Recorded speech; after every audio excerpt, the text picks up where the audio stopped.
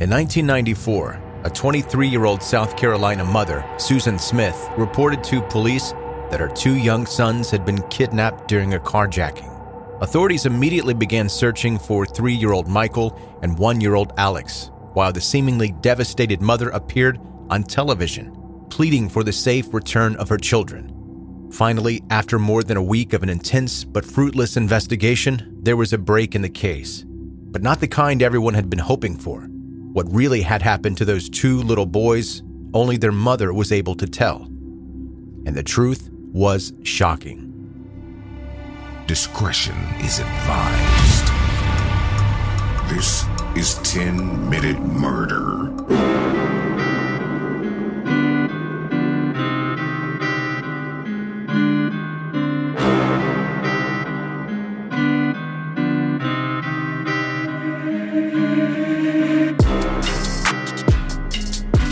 Welcome to 10-Minute Murder, brief and bingeable true crime.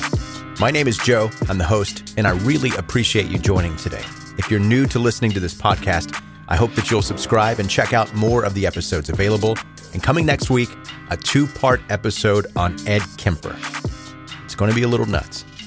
As usual, if you want to see visuals that go along with these episodes, connect with 10-Minute Murder on social media. Links are in the show notes. And someone on social media reached out and thanked me for my policy on not kink shaming, which, to be honest, was a little bit awkward to read because it was way more descriptive than it should have been. But I don't do that here. I don't kink shame here. I do, however, pit bull shame. Now, calm down. I don't mean pit bull the dog. I mean Mr. Worldwide, Mr. 305. He's awful. He might be a very nice person. I don't know. But his music, yikes. All right, now that I've irritated the appropriate number of people, let's get to today's story.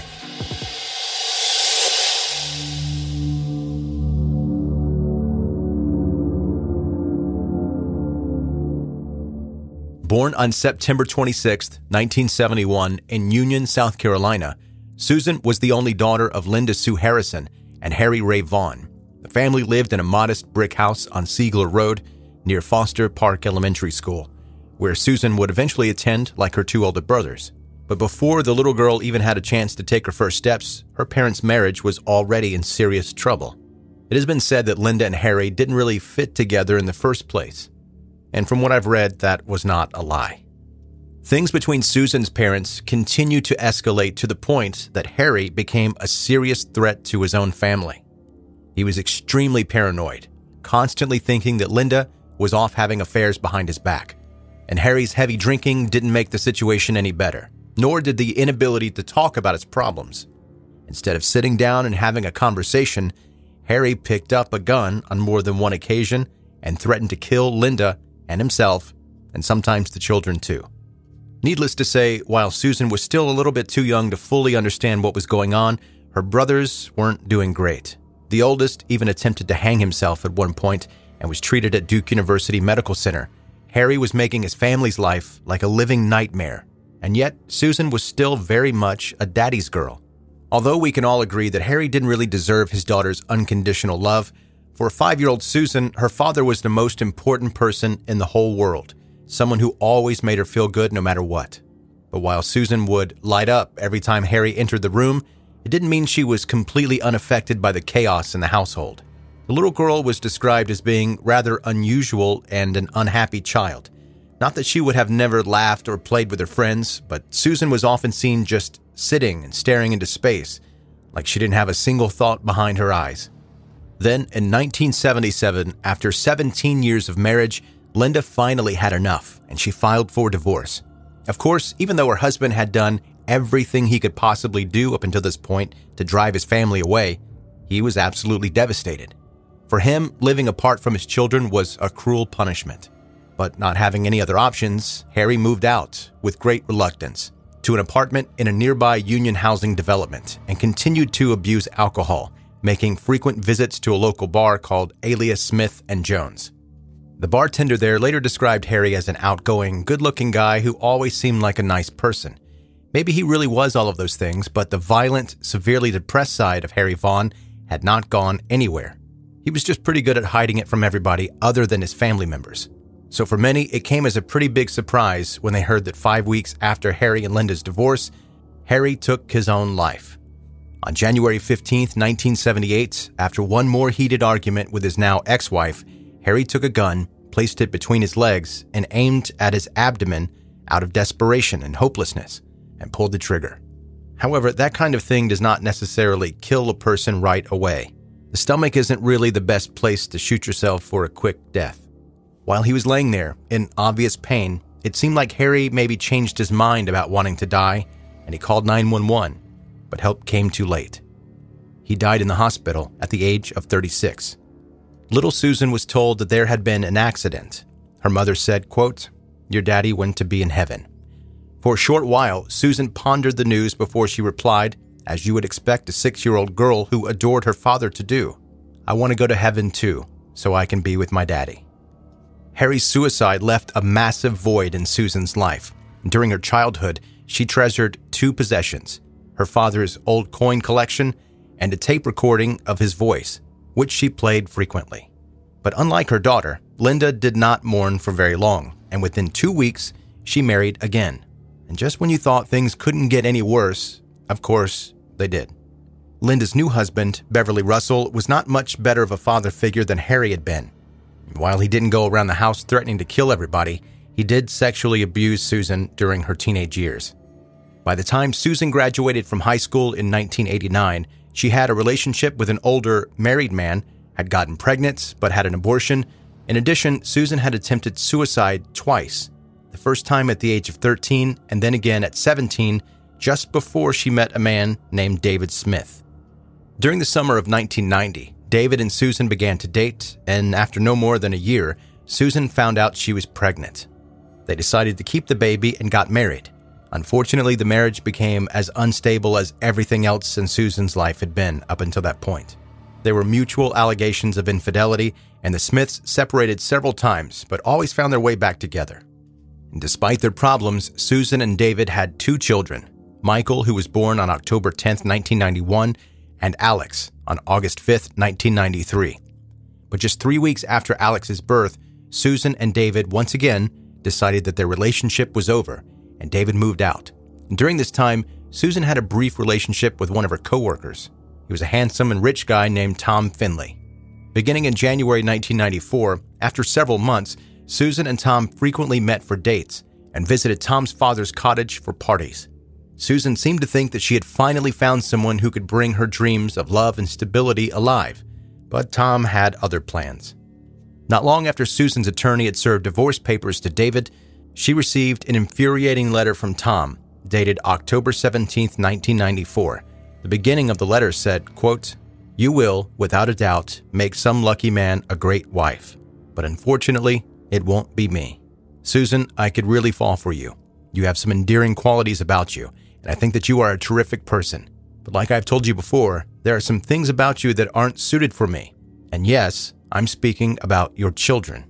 So Susan had just ended her marriage with David, and now her boyfriend did not want to date her anymore because of her 2 sons. Needless to say, Susan was feeling pretty desperate, but nobody could have known the lengths that she would go to get what she wanted. On October 25, 1994, Susan asked her supervisor at Conso, Sandy Williams, if she could leave work early, and told her that she was upset because she was, quote, "in love with someone who didn't love me." Sandy asked who this person was, and Susan replied, "Tom Finley, but it can never be because of my children." Later that afternoon, Susan talked with Tom, who told her that their friendship would remain the same, but their intimate relationship would stop forever. Susan was upset, to say the least, and so after thinking about her options, around 8 p.m., she dressed Michael and Alex, placed them in her car, and began driving without a destination. Just an hour later, when Susan appeared on the front porch of a woman named Shirley McLeod, her car or her sons were nowhere to be seen. According to Shirley, the young woman had cried hysterically, "Please help me. He's got my kids, and he's got my car. A black man has got my kids and my car." When the police arrived on the scene, Susan told them the same story.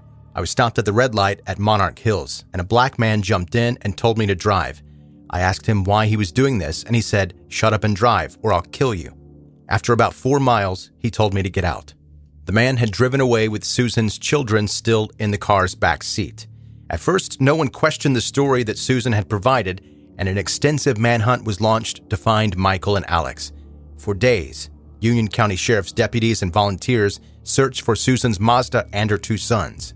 They even went through the nearby lakes and ponds just in case, but came back empty-handed.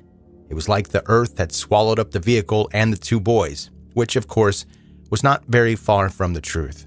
Meanwhile, Tom Finley called Susan as soon as he heard the news and expressed his sympathies. But the woman you would think to be devastated because her children had just been kidnapped quickly changed the subject topic of the conversation. Susan didn't want to talk about Michael and Alex, but their relationship. And yet again, she didn't get what she wanted, as Tom told her to not worry about the relationship, to concentrate on her children. After that, Tom never contacted Susan again. After 9 days of intense searches and national media attention, the unthinkable fates of Michael and Alex were found out. Ironically, this happened only because the person behind their disappearance had covered their tracks too well. They initially thought that the vehicle and children would have been found quickly, but as days went on and she was living under constant pressure, Susan Smith finally cracked. While meeting with Sheriff Wells on Thursday, November 3rd, the mother of the 2 missing boys collapsed and began to sob. Susan admitted that there never had been a carjacking in the first place. It was her that had driven to John D. Long Lake and drowned her children by sending the car into the dark water. Divers soon located an upside-down Mazda in the lake, Michael and Alex's little bodies still strapped in the back seat. Following the discovery, Susan was arrested and charged with 2 counts of murder. She began to receive lots of hate and was named the baby killer before her trial even started. Susan's troubled and traumatic past was used by her defense, who said that she suffered from severe depression, but nobody was really interested to hear that. The only thing that mattered was the fact that Susan had taken the lives of 2 very young, defenseless children. And for what? To try to start a new life with her lover who didn't accept her children. It wasn't really a surprise to anybody that the jury only deliberated for 2.5 hours before coming back with a guilty verdict. On July 27, 1995, Judge Howard sentenced Susan Smith to 30 years to life in prison. She just narrowly avoided the death penalty. Susan Smith will be eligible for parole in 2025 after she has served 30 years. And to this day, public opinion of Susan Smith remains split. Was she just a cold-blooded child murderer, or was she a victim herself due to her abusive childhood and the fact that she never received help for her problems? So what do you think?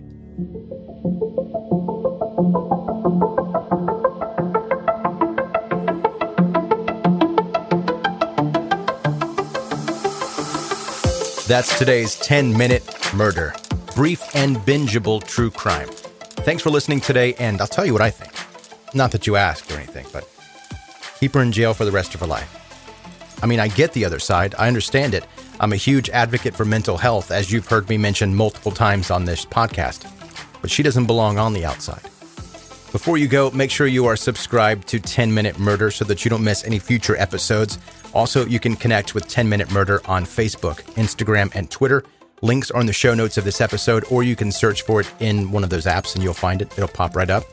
And if you have friends and they are into brief true crime stories like this one, or you think that they might be into brief true crime stories, let them know about 10-Minute Murder.